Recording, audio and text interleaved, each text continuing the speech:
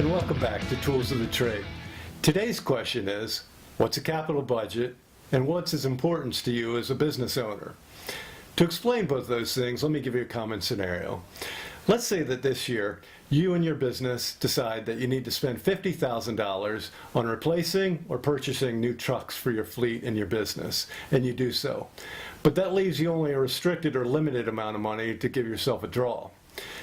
The next year after that, let's say that you put about $10,000 this time into buying trailers, and that leaves you with a large amount of money to distribute to yourself as owner for your draw.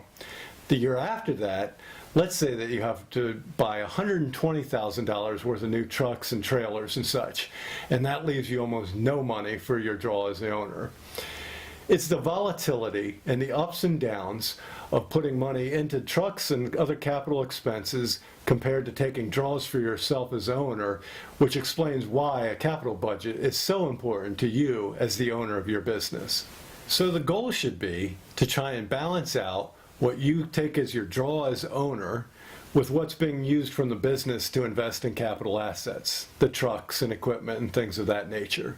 The two are always interplaying with each other and influencing each other. More for capital expenses means less for your draw usually, and more for your draw means less available for capital expenses.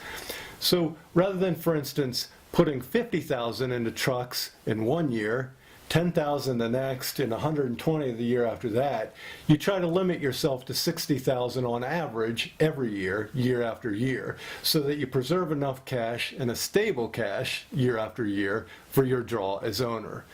That's one of the most important reasons why you need to have a capital budget in small business.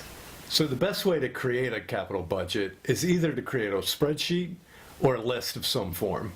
And what you're trying to do is list out those assets, those trucks, equipment, computers, whatever, need to be replaced most urgently and least urgently, and lining them up on years across, say, 3 or 5 years into the future. And the goal is to try and take all the assets that you own that need to be replaced or added to your fleet over that time period, and budgeting out how would I spend $60,000 or whatever number next year, the year after that, and so forth and so on.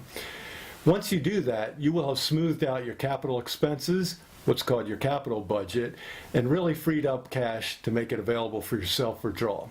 You and your business will win if you have a capital budget. We'll see you again next time on Tools of the Trade.